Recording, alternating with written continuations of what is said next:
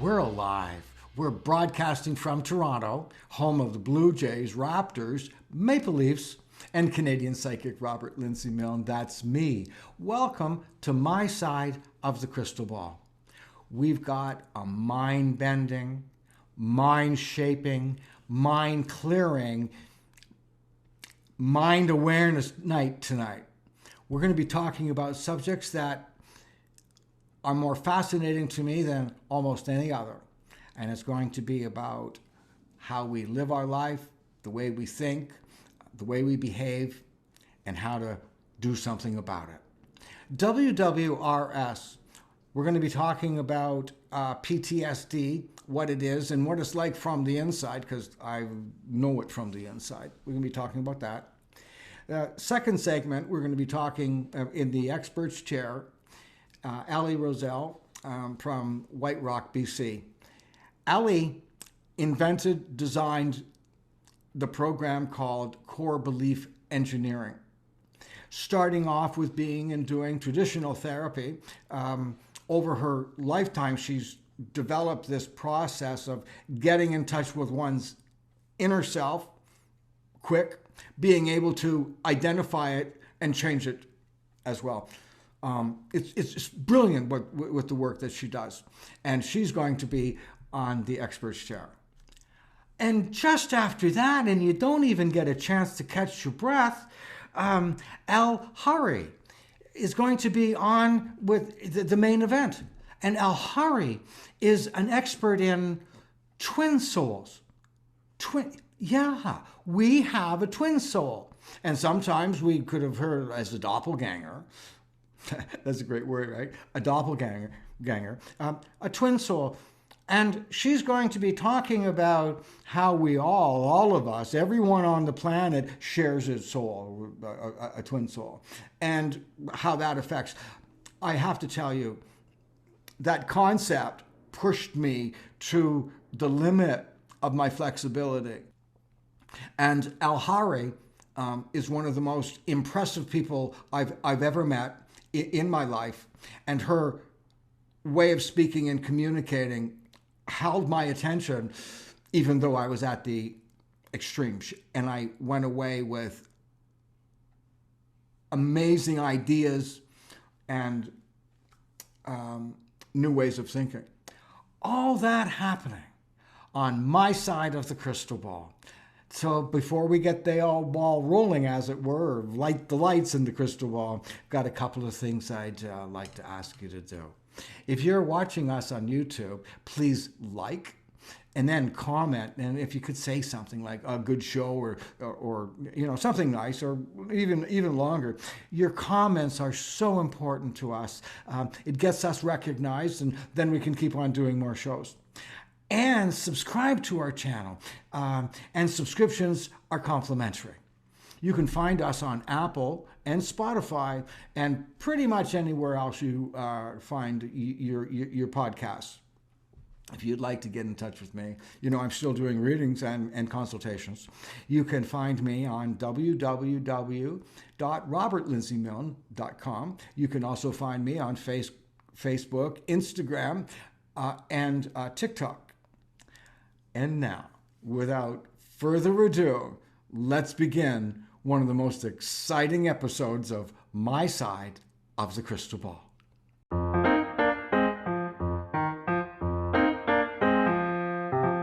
Over the last while, we've been getting a lot of emails and responses from our listeners of My Side of the Crystal Ball.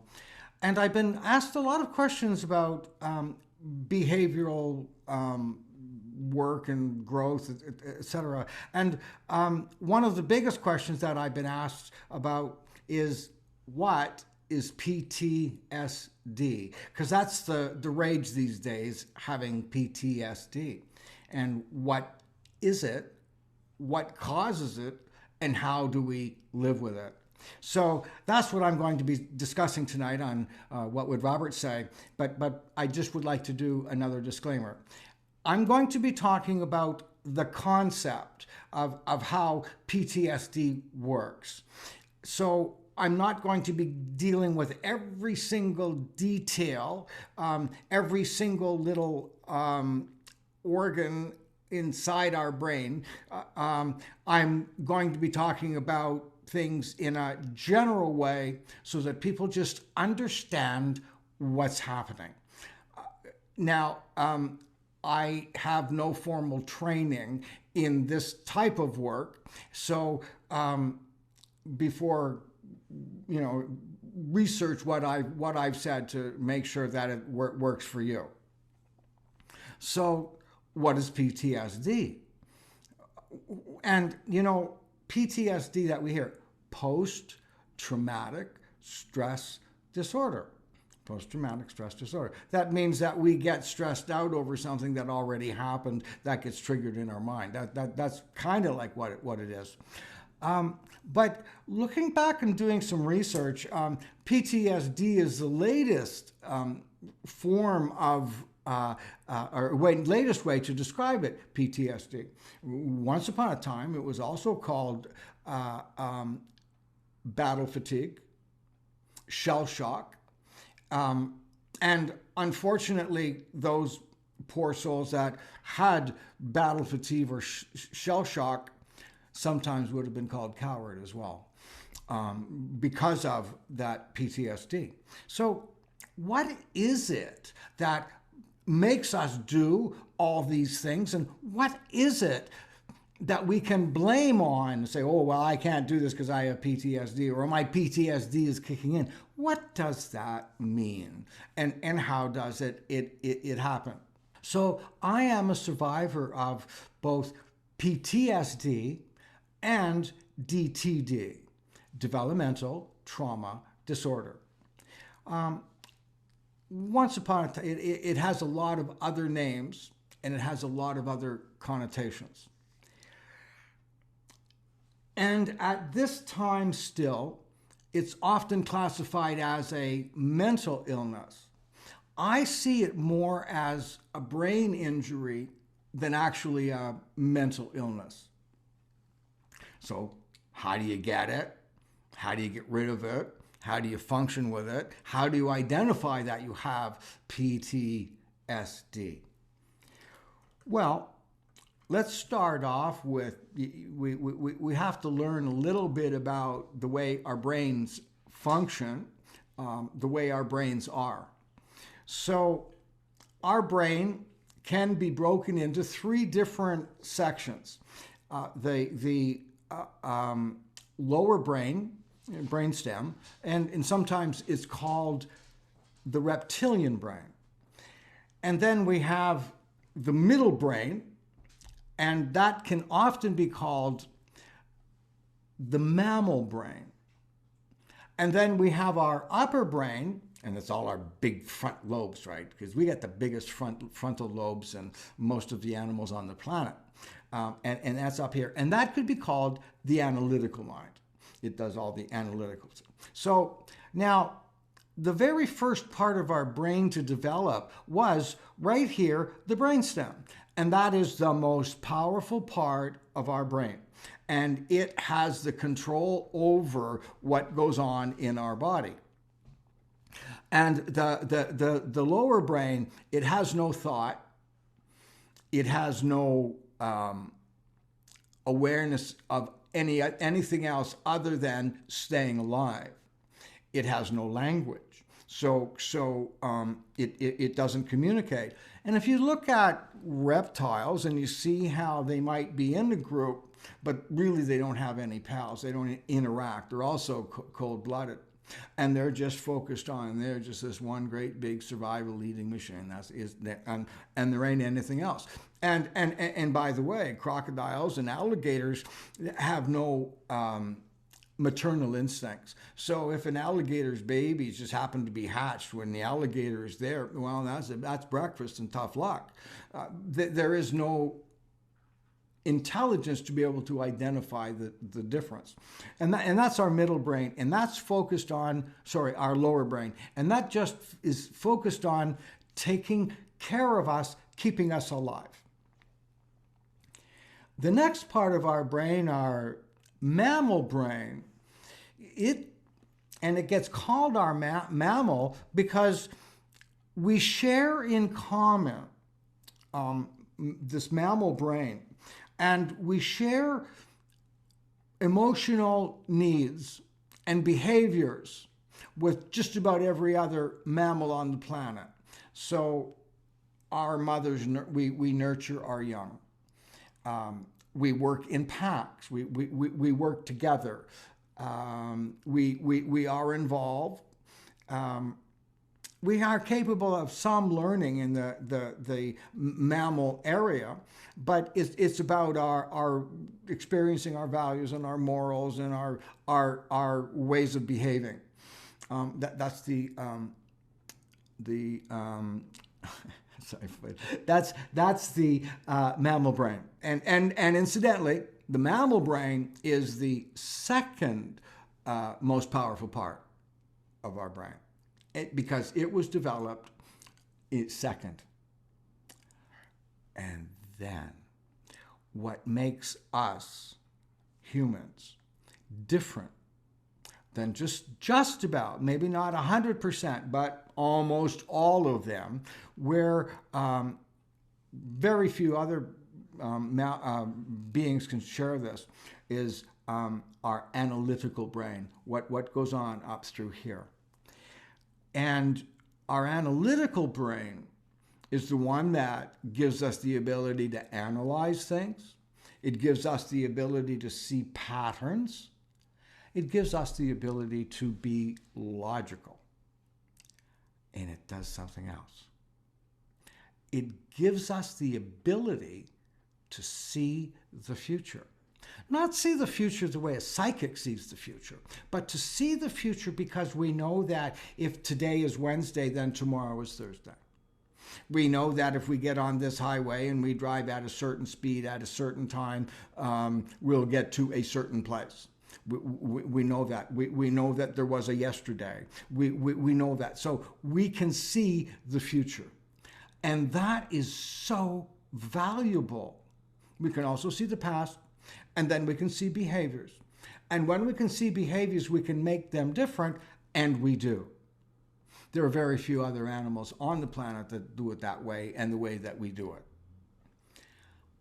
It would be wonderful to be in this special part of our brain all the time. We would be like mental giants forever, 24 hours a day.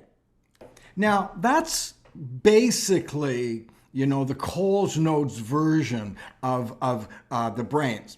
So the brain stem, the middle brain, and the upper brain. And that's pretty much it. And there's a whole lot of other detail and analytical stuff, but we don't need to know that. We just need to know those three things, and basically what each part does. Now, PTSD means that we get traumatized, or DTT means we've been traumatized. So, well, what the hell is being traumatized? What does that mean? Does that mean somebody sneaking up behind you on Halloween and going boo? Does that traumatize you? Well, it could. It doesn't have to, but it could. It just depends. And by the way, almost everyone I don't like to make absolute statements and extreme statements, right? So I often correct myself on that one. So almost everyone has a breaking point. Almost. Very few people would not have whether it be a mental or a physical. Most people have that. So we can be frightened, but not stretched to our limit to absorb that trauma or that stress. That we get overwhelmed and freeze. So once upon a time, it was thought there were two reactions to stress, or when stuff was happening, and the two reactions are: you stand and fight, right? Stick around, you fight it out, or you take to flight, you run away. And it was believed that is the two responses. You run away or you stay and fight. But as science has evolved, as medicine has evolved, as PTSD has evolved, DTD has been recognized more and more and more. technology has evolved, and ways of measuring the brain and brain reactions has given us incredible new awareness. And we've discovered, science has discovered, that there are more than 2 reactions to stress. There's a third. And the third one is, if you're in a situation and the odds are so overwhelming that if you stand and fight, you get killed. And the odds are so overwhelming, if you stand there and do nothing, you get killed. The third response is freeze. And that's when your brain freezes and your nervous system, your brain chemistry gets permanently altered. And it affects your sympathetic nervous system and your parasympathetic nervous system. It also affects a whole bunch of other things. And I can spend the next, well, I couldn't because I don't know all that. But somebody that really knows the brain and stuff, could spend like the next 5 hours talking about the intricacies of the way the brain works and putting all that all together. What I just want to show you is like the bare roots of it, so you can just understand what happens when you're in that panic mode. You don't need to know what the thalamus is to understand how to get out of a PTSD episode, which is why the ultimate goal is. So we just need to know what's affecting us in that moment. So it affects how our parasympathetic and sympathetic nervous systems react. So when our sympathetic nervous system is on, that's when we're in danger. That's when we've got the radar on. That's when we're always checking things out. We're alerted. Like when you see our dogs or our cats or whatever become alerted by something around them. You can just, I have golden retrievers, so they're especially interested in hearing animals that would like to get saved or like to get retrieved, and I can see them, start to get interested, and they get focused. So when our radar is on all the time, we're ready for anything to happen all the time. The parasympathetic nervous system is on when we're relaxed, we're calm, we're having fun. Maybe we're watching TV, maybe we're playing a sporting event, maybe we're having dinner with our family and our friends, maybe we're it's when we're calm and relaxed and feeling safe. That's when it takes over. When you get traumatized, the sympathetic nervous system never turns off, ever. It's just there. It's because it's been altered because of that trauma, the way it functions. And it is on guard, and it's always ready for something to go wrong, always. And as soon as one little thing can go wrong, what happens is our unconscious mind recognizes the threat. It identifies the threat as really serious, and then our brain freezes. And sometimes we have reactions. So that's what happens when we get triggered with PTSD. How it affects us when we get triggered depends upon each individual and what triggers us.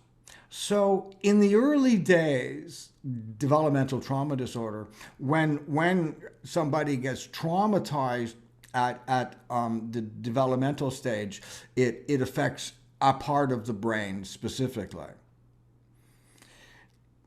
When someone who has reached their maturity and had PTSD, it doesn't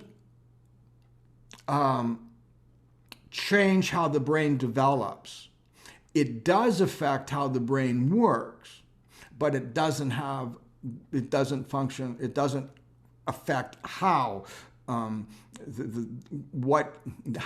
brain functions. It doesn't determine that. Whereas with DTD, when you get your brain altered during the developmental stages, it stays that way. All right, and it stays part of how you're formed. And similar behavior. And there are things like you can be very depressed. Drug problems, alcohol problems, anger problems, reclusive. That's a big thing for people that have PTSD, becoming reclusive. In my early days, there were several times when I was living in a flop house or something, or spending one night or 2 nights in a flea bag hotel, and on a couple of different occasions, the police came in, kicked the doors down in the middle of the night, shocked the living hell out of me. And now today, at 72 years old, if I hear loud knocking at my door, I react, I get angry, I get really defensive, I get frightened. And sometimes I don't even realize that I am, but I am.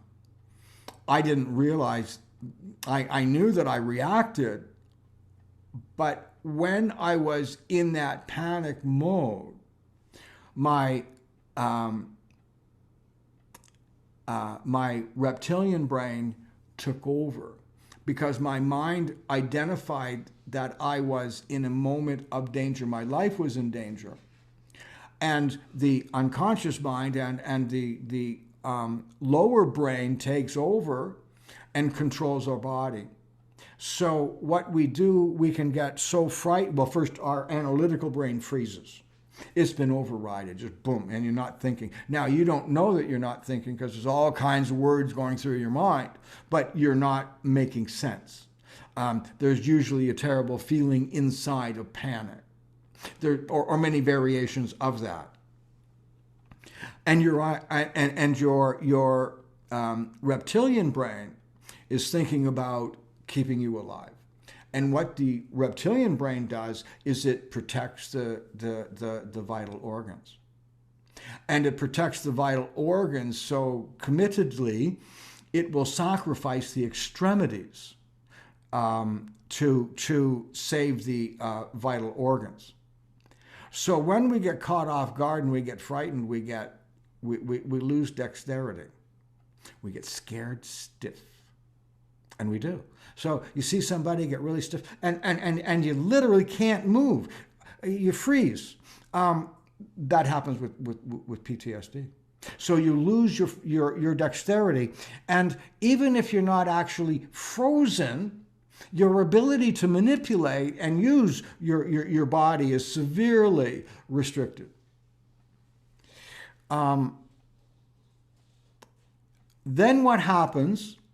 Not 100%, but then what happens is when someone is speaking to you, you can hear the words, and you know that what the words are saying, what the words mean, and you know them, but you just have this problem knowing what they mean, understanding them. And the reason for that is the reptilian brain is in control, and it has no language, nothing to interpret. That's why you can't get the words. So you're scared silent. When you're really frightened, sometimes we lose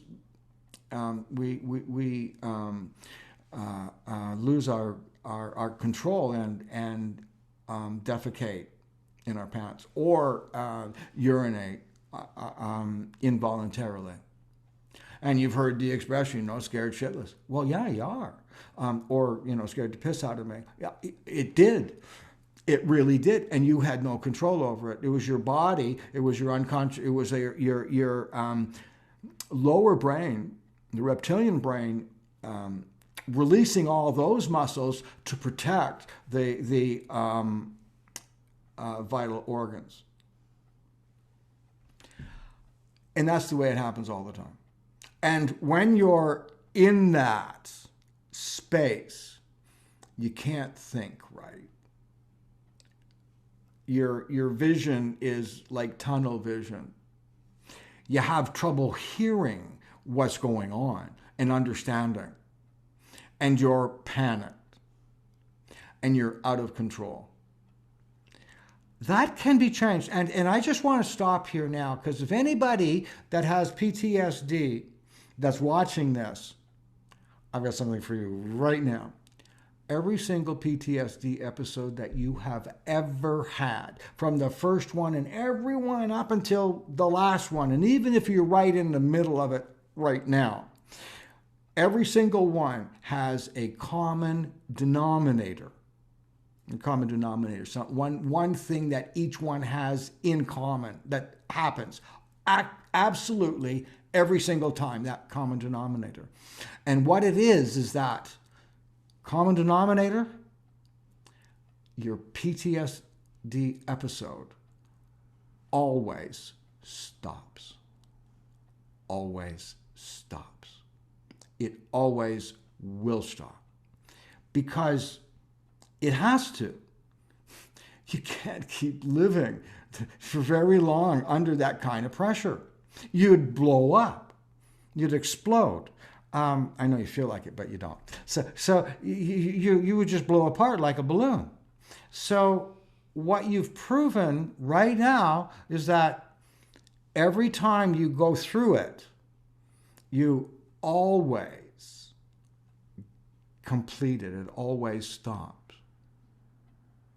So one of the things that I like to do when I do work with people with PTSD is identify that, get them to say that over and over and over again. And what happens when our brain freezes? And, what happens here we get in the now. Have you ever heard the expression be in the now or live the now? Or Baba Ram Dass wrote a book, Be Here Now, and the theory was regrets from the past, dreams of the future. The magic words of living are here and now. So the idea is to be in the now. Well, the now, if you're having a beautiful lunch with somebody, you're laughing and, you're in a romantic moment, or you're watching a fabulous movie, that's a happy now. You don't want that to end. And one of the things that goes on is that when you are in that now, you can't see the future and you can't see the past. You only see right now. But if you're bummed out, if you're in panic mode, being in the now, because that is the now, being in the now is horrible. And one of the things that you want to do is get out of the now. When you can identify what it's like when you're in the now and you're messed up. And one of the ways to be able to do that is that when you're in a calm state of mind, relaxed, you can think. Think about what it feels like when you're panicked. It has a distinct feeling. And thoughts go around and around and around, out of control. Heart beats fast, you might get a knot in your stomach, a bunch of things, mad, angry, you want to drink, get stoned, a lot of things, all like that. So when you identify what that feels like, and it takes a while, but when you identify that, and especially when you're talking to yourself or learning when you're not in that panic mode, when you are in that panic mode though, if you say to yourself, this will end. This will end. And you know it to be true because they've always ended. So when you tell yourself something that you know to be true, you'll believe it. So when you know it's always going to end, and then you say this will end, You say, oh, okay. So when you know something is going to end, then you can determine when it will end. So you're in the midst of this PTSD episode, and you say, okay, I know that tomorrow it's going to end. I'll be out of this by tomorrow. And that's true. I'll get it. All right. So I'm here right now, but I know for sure I can be out of it tomorrow. If you're out of it tomorrow, maybe you could be over it by 8 o'clock tomorrow morning rather than 8 o'clock tomorrow night. You could do that. It's possible, right? It's just, and you know, okay, so I know that I can be out of this by 8 o'clock tomorrow morning. Oh, okay, because you can control that. Or you can wait until it's over and at 8 o'clock tonight. You can do that. But when you know that you can do something by tomorrow, yeah, I can do that. So then you pull it back and say, okay, I can get through this by 3 o'clock in the morning. I know that I can. I know that I could. And who knows, maybe, and you're talking to yourself, maybe I can even be asleep at that time. I'll just put it together. And you talk yourself back. If you get really good at it and you really believe it, you say, okay, I can get out of this right now. Well, you can't. I'm working on it. Like I'm working for that one. You know, it's a challenge. So when you recognize you've been in the PTSD episode, if you continue to tell yourself it will end. And one of the things, when you recognize that you're inside, you're having a PTSD episode, one of the most important things that's missing for you is feeling safe. And one of the most important things you need to do is get to safety. Get out of the way. Just run away. Get yourself in safety mode where you can relax, calm down, and get your your frontal lobes functioning again. That's kind of like what goes on with PTSD. That's what goes on as it's building. That's what goes on in the middle, and that's what goes on in the end. With a lot of work, practice, guidance, you can learn to be more controlling, have more power over the way you melt down.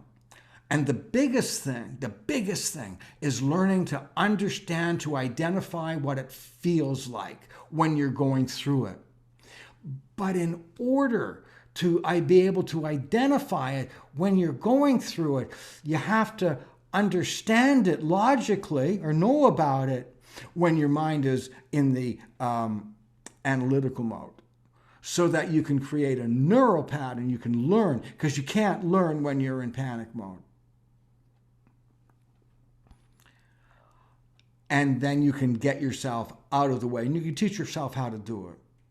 It's one of the things that I do in my life coaching, and for sure is one of the ways I handle it in my own personal life.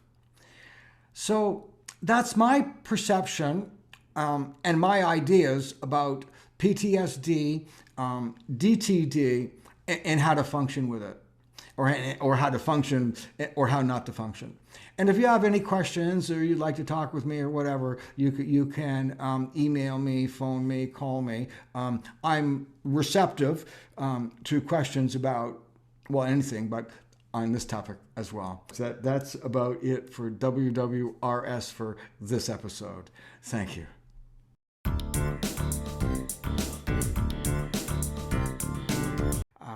Ellie, welcome to my side of the crystal ball. I have been thinking a lot about core belief engineering, wondering about what it is, and also wondering, how does somebody create a concept of therapy and just do it? So what is core belief engineering, and how did you develop it?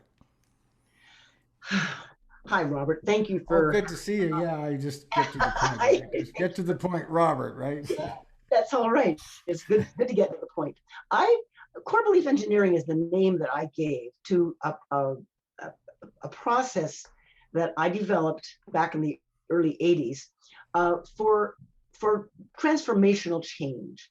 I myself had been in unsuccessful therapy for many, not on and off for many years, and had mainstream therapy, alternative therapy, basically nothing would touch what I needed help with.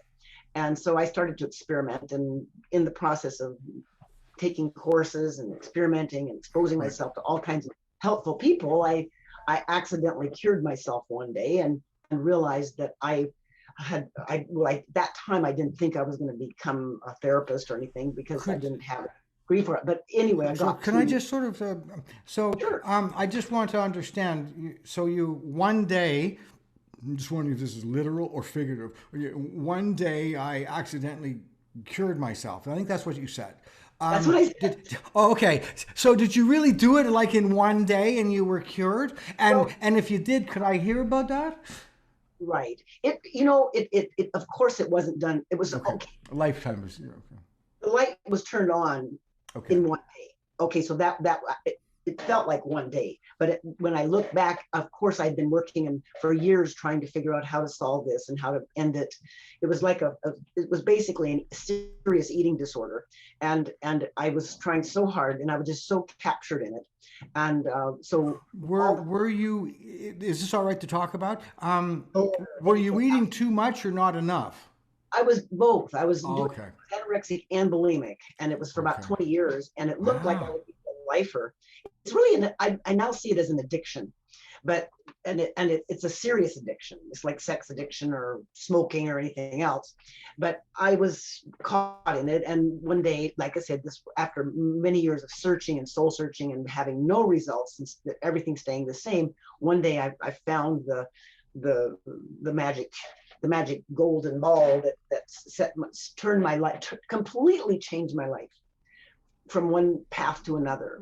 Like, was it like a light going on? Was it like getting hit by a cow flap from 5,000 feet? What was all of the above? All of the above. Okay. What was the secret? Well, it seems so simple and overly simple now, but at the time it took me many days and hours that same day, so many hours to actually make a decision to love myself. Oh. To say I love me, and that would have been the last thing in my life I ever would have thought about saying or even thinking. And so it just rotated everything significantly inside my mind, inside my soul, inside my heart. And my life never was the same again. And my eating disorder evaporated, although I went through all the things people go through making these kind of changes. My body had to adapt. I had to fight relapses, but I didn't have any relapses. I just almost did. But people could see the changes I'd made, and even though they didn't know anything, I'd kept it a big secret. Nobody knew. It was like a rebirth. Yeah, it was. It really was. Being born again. Christians would say it was like being born again. Well, I saw God. I felt God. The presence was there with me, and I knew that I was a divine being, that I was a child of God. It was such an incredibly full, all levels experience, just to decide to love myself. I've tried to help other people learn to love themselves the same way, and it doesn't work the same way for them as it did for me. But it took me a long time of really sitting there just agonizing before I could actually make that leap. Okay. So, but I did understand after about 6-8 months how did I do this? Was it just simply I said I love me and everything changed? It sounds sort of trivial, ridiculous, but I realized that I had changed a very fundamental belief. Now, my understanding of beliefs had not originally, but partly came from Seth, from the Jane Roberts material talking about beliefs, right? The nature of personal reality, just reading about it. And I realized I changed. That's what I did. That's why that worked for me, is that this very fundamental, even a belief at a soul level, rotated. It just went. And I was just transfixed. I was in Satari for 3 months after that. I was seeing energy. I was having all these incredible psychic experiences. And my father, who I had been horribly estranged with because I was such a difficult child to deal with, he said, "Ellie, I like how you are." He was That's very. a big one. that was him telling me, it's okay now. And we had a Wow. beautiful relationship after Good that. for you. And it was sort of interesting because I didn't, at first, I really didn't plan on becoming a therapist because I thought you have to have a PhD in psychology and all of this. And I very, very traditional family of PhDs. And but it was like everything kept pushing me. Don't throw this away. This is something you can share. And so I started experimenting. I hung out a shingle with my husband, and I at the time were running a hypnosis clinic, and I had been trained in Ericksonian hypnosis. So I used that venue I for think my that's volunteer. really important for people to know that you just didn't wake up one day and saw God and became a therapist. You know, Right. you'd spent a lot of your life doing therapy, learning, studying, And and getting therapy. getting, of course, and it was an aha moment, but it wasn't an aha moment like you waved a magic wand and all of a sudden you had all this new power, Yes. ability, and Oh, right. totally, It was just totally. okay, Yeah, it good. wasn't just somebody who had a quick fix and then hung out a shingle. Right. Not at all. I That did I too. need you need to make that. I want to make that really clear. I had training in NLP. I had Right. training in Gestalt. Sure. Other things that were a person called Eugene Albright, who's not very well Yeah. known, and plus I'd been jamming with a group of people in my peers in various courses. We've been jamming, trying to just see what kind of Right. I say mischief we could make, Right. but what mischief we can make, so to speak, So and when you how. say jamming, that's you're getting together with like-minded and not like musicians Yes, jamming. trying Okay. Good. different Okay. techniques, trying Right. hypnosis, trying a little this, Yep. talking to parts, talking to Yep. this, and it was the thing that happened for me was that after that, when I was trying to see how could I reproduce this, how could I find a way to reach in and get people who are ready but not ready to make change, and I was thinking that to me therapy should help make change, not just hold your hand. I mean, it's okay, holding hand therapy is all right, but it can go on for years and years and Yeah, years I and know. get It's a really, pain in the ass. and people just get codependent on their therapists and Right. vice versa. So, okay, so I just, and I'd already been through some of that. So I just, and I'd had a few really incredibly powerful mentors who magically appeared in my life at intervals, who taught me things that I will never forget. And so I had an idea of what a good therapist would be, but because of the 2 years of, first of all, running a hypnosis practice, and then 2 years of just offering free stuff, experimental stuff, people would sign a release and I would work with them to see if we could change a belief. And what was happening was I was having way more success than I ever would have thought. And it was so, I thought, well, this is working.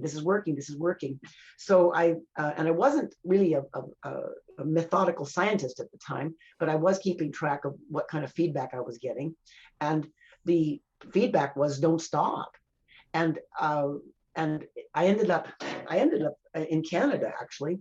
Oh, you're Because not a of Canadian by birth? not by birth. No, I'm an American by birth. Well, we still love you though. You're still us. Well, you're still one of us, you know. I feel it. I've been here more of my life than I haven't. So Yeah. now I passed that landmark of over half, Yeah. Yeah. but I feel very much in love with both I was Canada thinking and of what you would be, what, American hyphen Canadian, Canadian American, as a Anglo American Canadian, there you or go. which Yeah, one? yeah. Yeah. Okay. Yankee Just Canadian. yeah. I was just looking curious about that. No, it's been an interesting. I have a lot of family south of the border, and I was the first one of my entire extended family to move into Canada. So I thought, gee whiz, here I am, a pioneer. But no, I found that Canada was actually much more welcoming of this kind of thing. They had a strong Yes. alternative therapy and spiritual community in Vancouver, and I was just embraced. And people wanted what I had, and the experiments continued. And when I moved to The Vancouver, West Coast and specifically Vancouver is, you could say, is the capital of New Agers and in a New way, Ageism. in a way, it's For true. Canada, it is anyway. Yeah, I would say. And so I was embraced and then given a lot of encouragement by various different people. Again, ran into different mentors who just helped me define my Yeah. ideas and get something. And by the end of about a year and a half, year after the 2 years period of experimenting, I actually had developed a model. I was actually starting to teach in 1984 and just offering pilot courses and saying, well, let's see what we can do. I'd like to teach it, but I don't know, I'm not qualified. I don't know if I can, and all of this, all the self-doubt. But I did anyway, because something inside of me, there was a voice inside of me that said, don't stop, keep going. You're doing the right thing. And so I kept going, and I felt very spiritually guided. I never advertised what I do as a spiritual practice, because I felt it was psychology. It was a type of psychology and any psychology that doesn't embrace a person's spirituality is incomplete anyway. Yes. So that's my feeling. And I'm quoting Rollo May on that, actually, but I totally agree with that.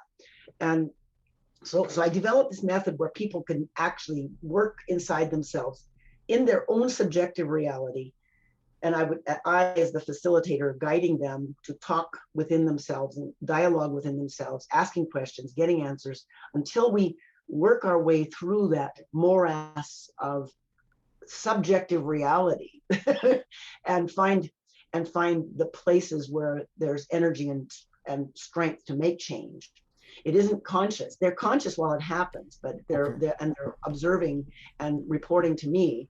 I did not want it to be hypnosis. I wanted it to be full participation of the conscious mind. And in the process of doing this, it seems like I developed a whole another model of the conscious and the subconscious that so far not very many people agree. What does that look like? What's that like? Exactly. What does that look like? Yeah. Exactly. And so I ended up with quite a model with a lot of information. I've written. Is it colorful? I'll tell you what, I'll get my crayons out next time I pull it out. But I did create a student manual that was a few hundred pages and a teacher's manual that was a few hundred pages. And I did actually go through all the routine of creating a little college. And I ended up getting even accredited. I got accredited with the British Columbia post-secondary people branch of the government. And I certified people. There's still a few around who are practicing. I haven't been teaching since 2012, but I'm still running a private practice. I work with people, and any reason that you stopped teaching is what, you just need time off and or what? A big change of life, time off, just wondering because it really, I don't know how to, it's hard to explain, but if anyone's at a certain age in life, it's understandable. Well, I was 65, I think, but it wasn't because of age. It was a time in life you reassess stuff. And change energies. Energies change, yeah. Yeah, and Michael died, my husband, yes.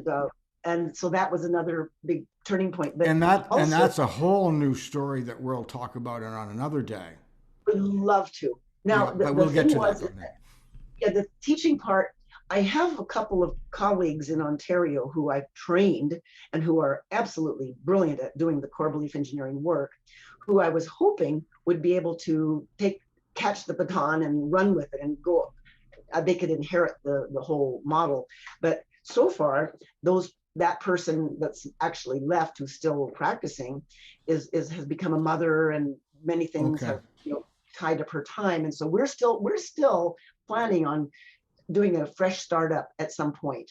And so I've had to tell people we're on leave for now for teaching, but I am working regularly. Do you ever do core belief engineering sessions via Zoom or yes. reasonable? Oh, you do. All right. So a lot. How would someone get in touch with you? How do we find you? Well, I know how to find you, but that's right. But how do we find you? I'm on the internet under corebelief.ca. Corebelief.ca. Yes. Yeah, that's my website. And on that website, there's a publication tab which has my book. Okay. And there's a book that can be purchased for $20. Okay. And it's a case study book. It's really, I had a ghostwriter help me, so I know it's well done. Yeah. And that I've had terrific feedback about it, because it isn't a self-help book, but people feel they've been self-helped when they read it, because they can relate to the stories. And also, I publish my numbers, and I'm not hiding. I have I'm Ellie at corebelief.ca if somebody wants to write me from the website or just straight out. And as far as getting clients, I don't take clients unless I've interviewed them first. Well, because of course. This is serious work. Of course. Well, absolutely. There's always, that would be assumed. I work with several hours with a patient or client at a time. Like Yep. if they come in with a big change request, it might take 2 or 3, 5 times, but not to assess that you were going to do the work, not or to do the work.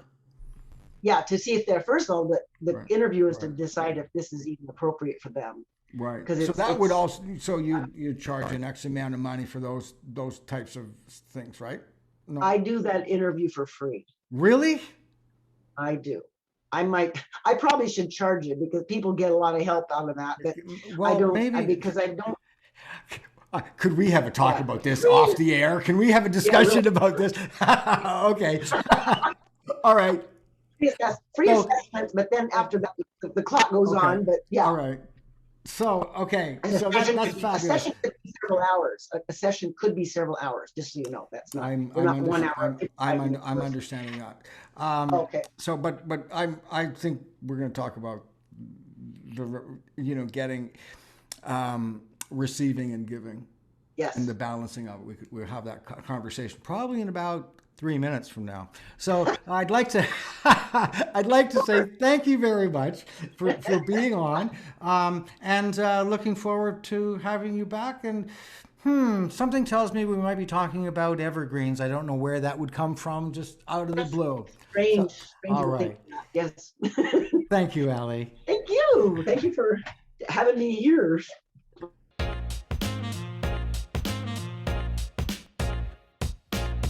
Can you explain what being a twin flame is, or what a twin flame journey is? Are they different, being the twin flame and on a twin flame journey? Well, yes. Obviously, you go on the twin flame journey with your twin flame, but everyone has and is a twin flame. And a twin flame is the other person that shares your soul. And we all have only one twin flame, and everyone has and is a twin flame, like I said. And everyone has crossed paths with their twin flames in this lifetime and every previous lifetime. They could be in relationships with their twin flames. They could live next door to their twin flames. They could work with their twin flames. And they just don't know that they're twin flames, and that's fine. Really, it doesn't even matter what label you give it, if you even give it that label. The only reason why we even give it a label of twin flames is because at some point, when the soul is ready, and this is only determined by the soul, we can't consciously make this happen. We don't even consciously know when it happens. There's no feeling you get. There's no aha moment. There's no epiphany or anything like that. At some moment, the soul just decides that it's ready, and it recognizes itself within the physical body of the other twin flame. And at that moment is what begins the twin flame journey. So yes, people can be twin flames and with their twin flames, but they have not yet embarked on the twin flame journey. You said that everyone has a twin flame. So? What does that mean? So I have a twin flame. Would I know that twin flame? No, not necessarily. Like I said, people are with their twin flames and live next door to their twin flames, grew up next to their twin flames, and they don't even know their twin flames. So are twin flames friends or pals? You know what I mean by friends? Like are they good together? Do they like each other? They could. Okay. They can. They cannot as well. They cannot get along as well, personality speaking. Twin flames don't share anything physical. So they don't share, obviously, the same body. They don't share the same personality. Okay. They don't share the same character traits. They share the same soul. It's the only thing they share, but it's the strongest thing they share. And it's the thing that is eternal that they share. So your background, well, part of your background is being a lawyer.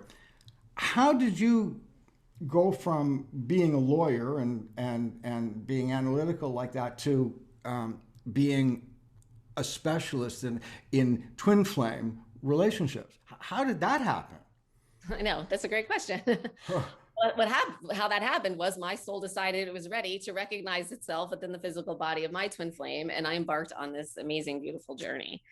And in so doing, when you first realize you're on the journey, it's very painful, and you don't recognize yourself. I personally was, for 6 months, I couldn't function as a human being. I was in a puddle on the floor crying every day. I didn't want to be in this life anymore. I couldn't understand what I was doing because the twin flame journey for one of the twin flames, which we call the push twin flame, and we can get into the energies later, but it's the energies between the two twin flames. They're polarized, and they're both fear-based, and it's fear-based energy, and it's both addictive energy. And the push twin flame energy, which controls the mind, all fear-based energy controls the mind. It's addicted to the physical form of the other twin flame. And the other twin flame pulls away from the push twin flame. So when they pull away physically, the push twin flame is left there like, what happens? And all they can do is focus on their other twin flame. So I became obsessive, and most everyone does. You just can't think about anything else, and you're just So by the way, I want to jump in here. So is it always the one who is the push flame, always the push flame, or the one that's being pushed? Can that one that being pushed change the role and say, okay, I'm going to be different about this? Okay, so you're either the pusher or the pushee. That's the way it is. Okay. Sure, yeah. We can push and pull, but that's the way to say it. Yes, exactly. Okay. You're always, yeah, if you're the pusher, always the push with your twin flame. And the pull is always the pull with okay. The twin flame, or the pushy. So yeah. So our twin flames are friends? Like when I say friends, do we get along? Do we like each other? Or is it a hot burning flame that hurts? Well, once you're on the journey, like, so before you're even on the journey, before your soul has soul recognition, like I said, I mean, you could be married to your twin flame, you could, work with your twin flame. Yes, you can get along, you cannot. It's just like any two people. Once your soul has soul recognition and you start the journey at first. So what happens there is that the soul, which is energy, it needed to polarize itself because the soul is of the fifth dimension, 5D. We live physically in the third dimension, 3D. The energetic paradigm of 3D is one of duality and opposites. So everything has an opposite, up and down, hot and cold, and out, light and dark, good and bad, right? So our soul in 5D is not like that. So our soul energetically has to assimilate with the third dimension paradigm of duality. So it needs to make two opposites of itself. In energetic terms, those opposites are called polarity. One is in one twin flame, one is in the other twin flame. That is why every single person has a twin flame. It's how we're created. It's how we're able to be here in this third dimension. So when you have soul recognition and the soul recognizes itself within the physical body of the two twin flames, those polarities within each twin flame build up. And they build up, and at first they're like magnets. So the twin flames, yes, they can't get enough of each other. They feel like they've never connected with anyone so strongly. They feel like no one else has ever gotten them like that. They feel like they found home, like all this other stuff, right? And it builds up, and then suddenly it reaches what I call the tipping point, where those polarities start manifesting. And they manifest as a push-pull. So one twin flame becomes a push, the other twin flame becomes a pull. And at that point, it's because the energy is so strong, it's nearly impossible for the twin flames to even be together physically at all, because you have this push-pull dynamic going on. One is pushing while the other one is pulling away in tandem. So at that point, they don't seem to get along, right? Because they just can't even be together in the same vicinity. Although the push energy wants to be, and they just go kind of grabbing and pushing towards the pull twin flame, but the pull twin flame can't be.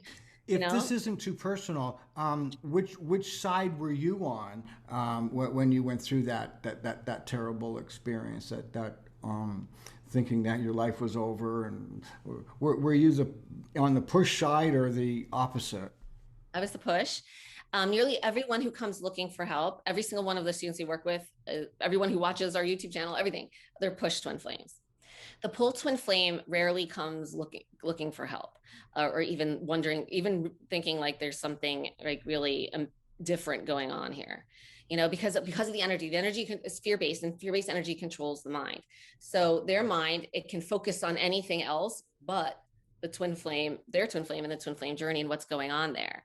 So they're out trying to focus on anything and everything else but what's going on with the twin flame. Whereas the push twin flame can only focus on the pull twin flame and what's going on between them. What's the purpose of a twin flame relationship? What's the purpose of it? It's a journey of self-love. So okay. The twin flame, the pull twin flame actually has a role to play, where I say the push twin flame is the one who comes looking for the help. They do the energy work that we teach them how to do, which is actually neutralize the push-pull polarities.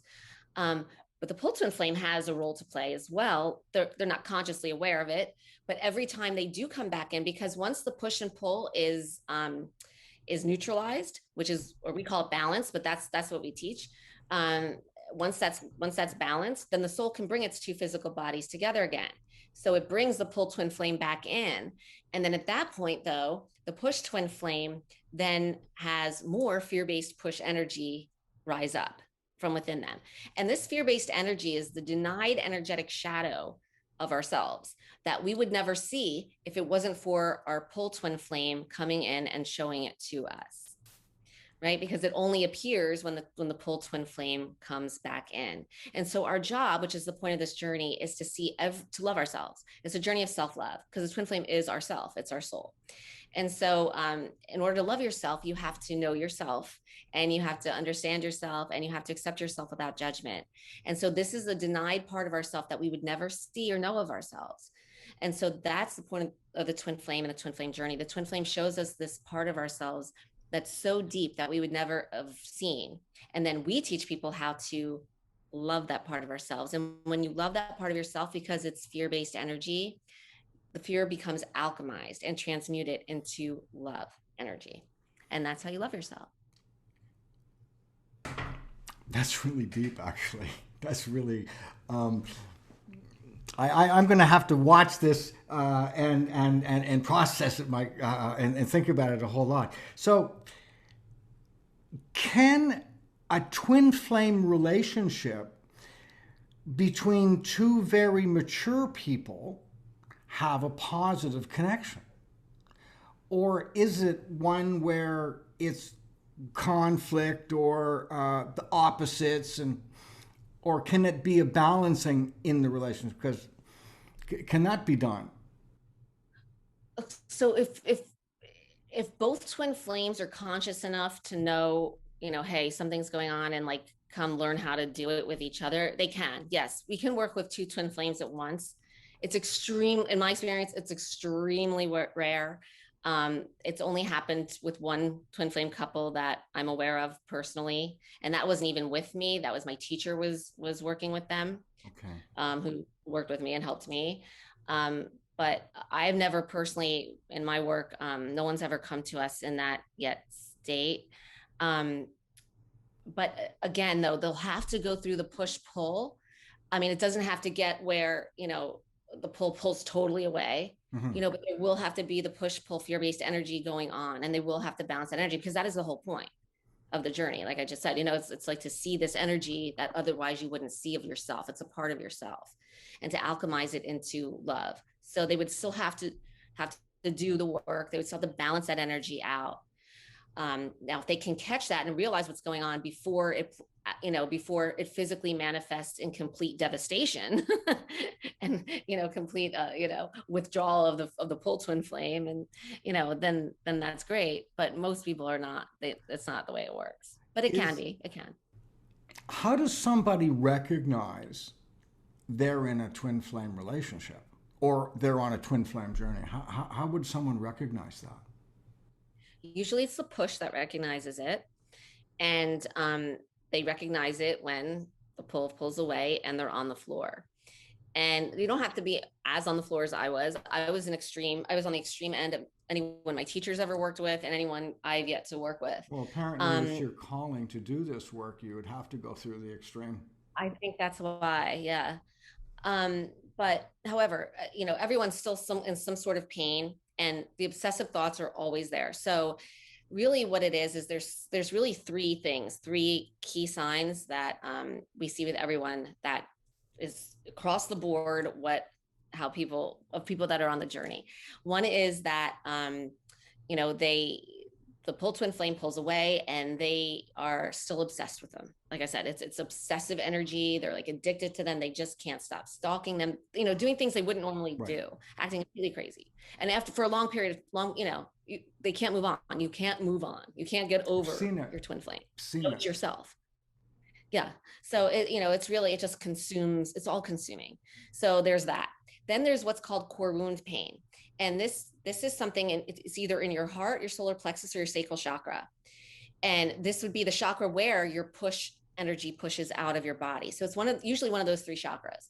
And what is core wound pain? So it's not, I mean, it can be a pain. Mine was very painful. Mine was, again, at the highest end of the spectrum, but it can range anywhere from like a tightening or squeezing, clenching, twinging type feeling, all the way to feeling like you've been, you know, disemboweled through that chakra and your whole insides and soul has been ripped from your body. That's where I was. I felt like it was a gaping hole. Wow. Yeah, but anywhere in between. It's, I mean, that could be a spectrum of the severity of the core wound pain, but there is always something. There is some kind of core wound pain going on in one of those chakras. And then thirdly is doubt. Believe it or not, because remember, this is all about fear-based energy. You're mired in fear-based energy, and fear is doubt. And so doubt, that even when you're like, you know, seeing what could be going on and you're Googling and twin flames come up, it's just like this constant doubt. Like even when people sign up for a program and they see it working and they're feeling better and their twin flames, they still have doubt. Like, is this really my twin flame coming back in? No, it's not. You know, it's constant doubt. And I was the same way. And it's all the way until your fear-based energy regarding your twin flame and twin flame journey is balanced. You're going to always have this little vestige of doubt. Even when your twin flame is right there by your side again, there's still going to be a little bit of doubt until you have it all balanced out. What's the difference between a twin flame journey type relationship and a mean, negative, acrimonious relationship? What's the difference? Yeah, that's a great question. Because I've had a few of those in my past. So why would that negative or hurtful relationship not be? Because you can only have one twin flame, correct? So if I had three really negative relationships, only one of them could have been a twin flame. Is that correct? Yes. Only one of them could have been a twin flame. Right. It doesn't mean they are. Just so the other two we practice for it, or we get in shape. Well, relationships. There's things, you know, narcissists and stuff out there. Okay. This is a really good question. It's a very common question. So the difference is, I mean, you're right. A twin flame journey, a twin flame relationship. Once they're on the journey, once soul recognition happens. Remember, if they're not on the journey, you're just with your twin flame. I mean, you could live together for the rest of your lives. I mean, that's fine without any kind of push-pull. But, you know, once the twin flame journey happens and, you know, the polarities start their manifestation of push-pull, and the pull twin flame pulls away and the push twin flame is, you know, devastated. It can look on the surface physically, from the physical senses, it can look and appear like it's a toxic relationship. In fact, it can very often resemble like a narcissist codependent type of a dynamic. However, the difference is the intention. First of all, you know, I'm not an expert on, you know, narcissists or anything like that, but from my understanding, you know, they are manipulative, and they, you know, it's intentional. They're intentionally trying to get something from the other person, right? Like they're, whatever it could be. The pull twin flame, although it might look like, you know, oh, they left, or they're coming back and leaving again and coming in and out, they're not doing it like with an intention to hurt anyone or get anything. In fact, when in the act of pulling away, the pull twin flame, because remember that controls them, they can't even focus on the push twin flame or anything that's going on. They just feel like they have to get away. They feel like they're being like controlled and smothered, kind of. So like they can't breathe. So they just know they just have to get away. So the last thing they're trying to do is take something from the push twin flame, or, you know, manipulate them to get something from them, or want to come back around at that point. It's not like that. It's not intentional like that. It's, this energy is just doing everything, and it's pulling them away. And all they know is they have to get away. They just feel this, they have to get away, and they don't want anything to do with that situation at that moment. So it's different in that way. In the soul, the twin flame relationship that you were in, and you talk about how devastating it was through that period, to the point where you know, you were considering, you know, completing your life. What got you out of that? Like what pulled you back to off the edge of the ledge? What was My it? amazing teacher, she saved my life, Leora. The whole reason why I even wrote my book, Twin Flames Exposed, and this all happened, and I became, you know, coaching and helping other people with this, because I was, for 6 months, I couldn't function. I had a consultant, and this was 8 years ago. So even in spiritual circles, twin flames was not, you know, even a keyword or buzzword. I'd consulted many, like 13 different spiritual advisors, psychics, a voodoo mambo to cut the cord, all this other stuff, just to, you know, try to move on, try to stop my pain. Nothing worked. No one could understand it. None of the spiritual people, but they didn't know twin flames. No one mentioned twin flames to me until 6 months in.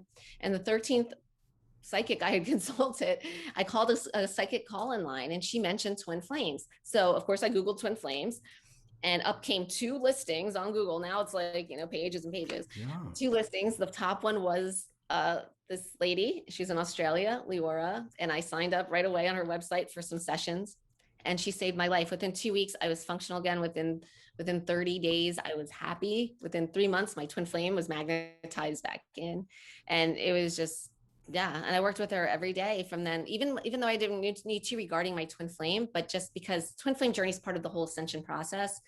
And Leora was very, very knowledgeable, I guess you would say, or very conscious and aware of the ascension process. And I just wanted to learn as much as I could from her. So And then excuse me. You said that the ascension period that getting away from, or breaking away from the twin flame, that your twin flame was magnetized back to you. Is that? Yeah, what does that's that what mean? What does that mean? Okay, so remember, we have the push-pull going on. Yeah. When you learn how to sort of, okay, so imagine your soul is one energetic field, right? Right. And the push and the pull are 2 opposite polarized charges within that energetic field.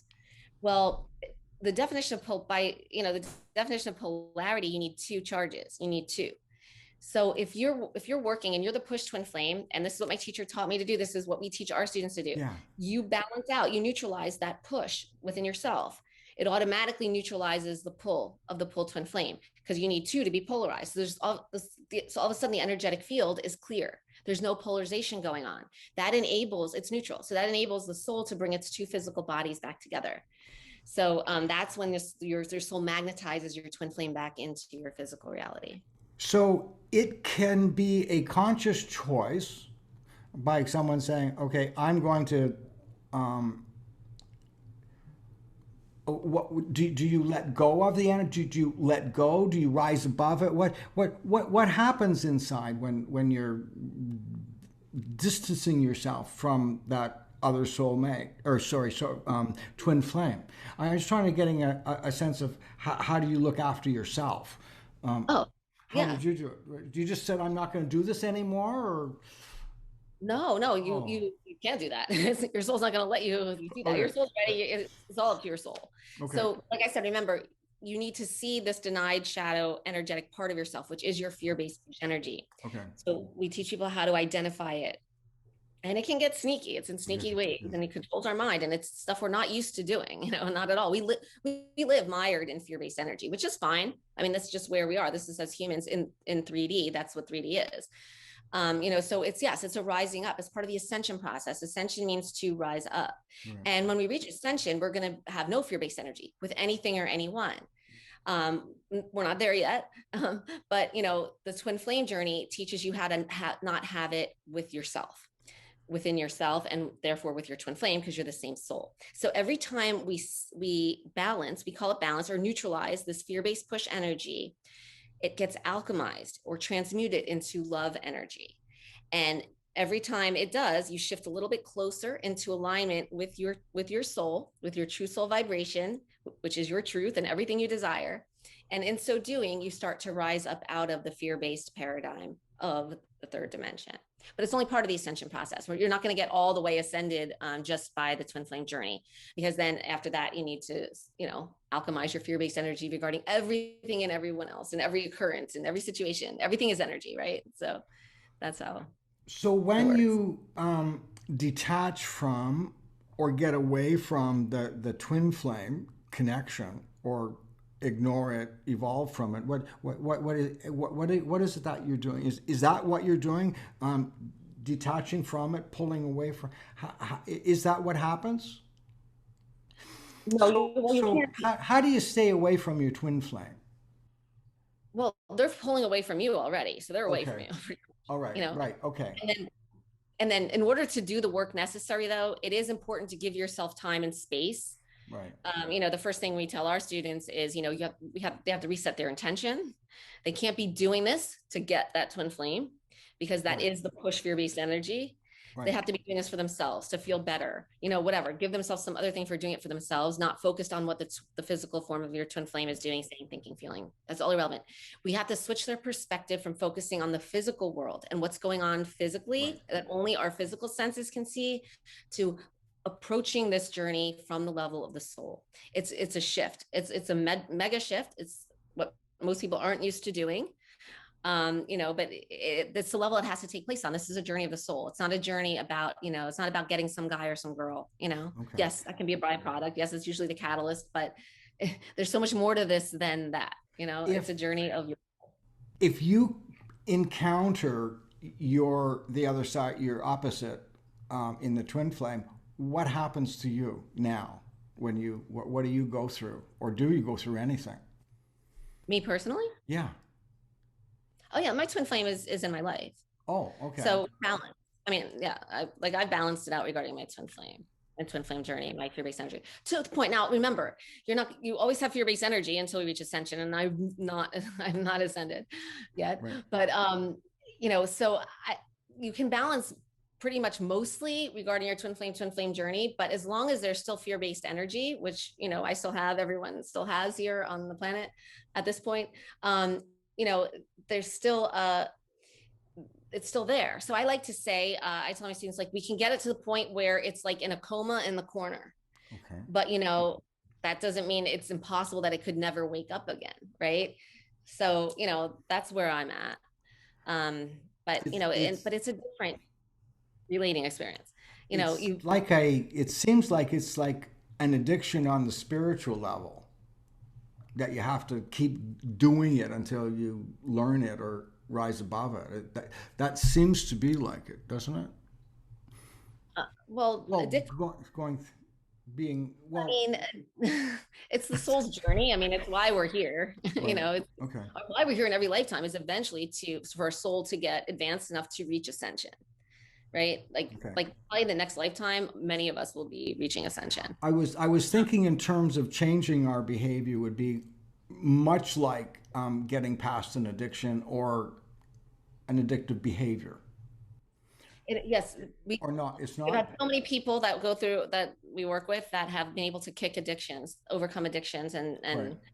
We've had people who've already done that and, been in recovery, and they said they wish they knew this before they even went through recovery, because they said, this is just so much easier. Okay. It is, because you're balancing out your fear-based energy. Your fear-based energy is what's addictive. Fear is very addictive energy. I mean, and it's only here in the 3D, but I mean, everyone knows this. Politicians know it. The media knows it. Newscasts know it. I mean, that's why people, keep tuning into stuff. It's very addictive energy. It plays on people's fear. Anything that plays on people's fear is addictive.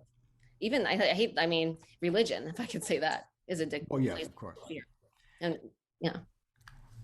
If somebody were in a situation, how would somebody be able to identify? What would you say to someone right now that's in that situation? How they can identify it, and what can they do about it? Okay, well, you'll be able to identify it the the In them or best way. the patterns they're in, yeah. Uh, okay, so let's talk about patterns. Yes, that's a good one. Please. So there's two common relating dynamics that happen once you're on the twin flame journey. One is the pull twin flame pulls away and ghosts.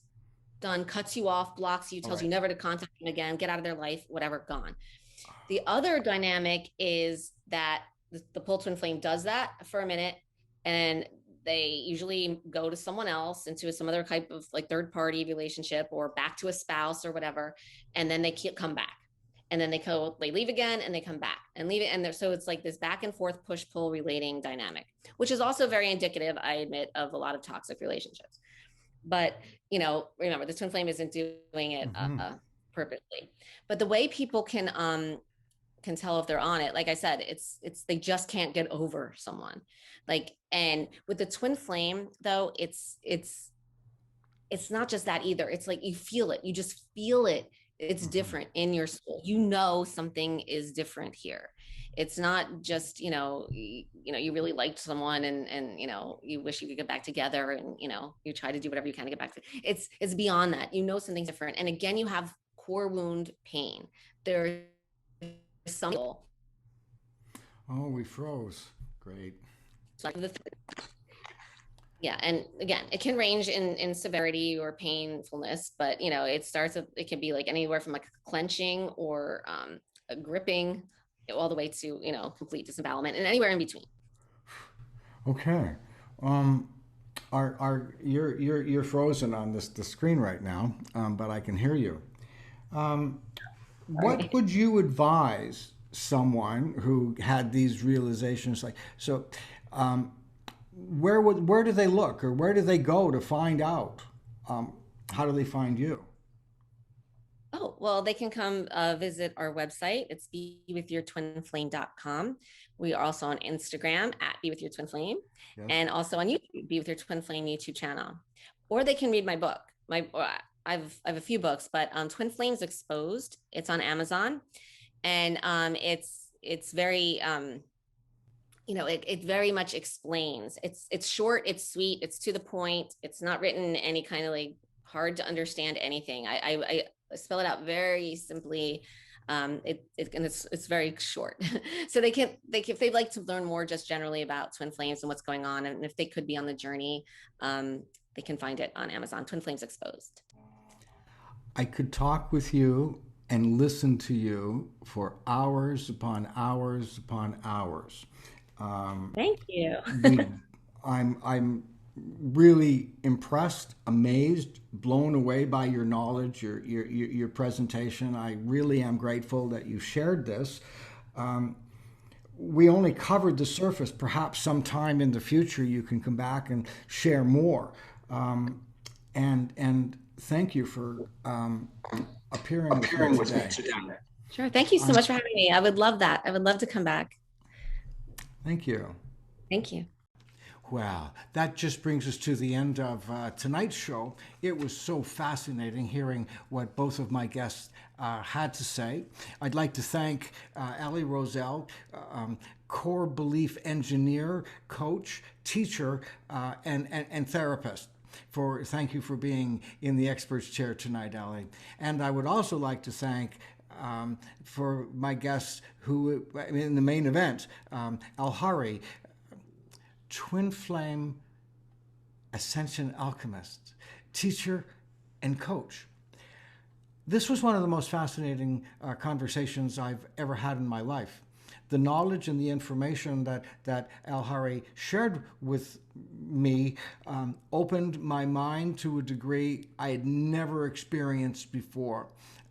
Fabulous conversation. Thank you so much, Elle Hari.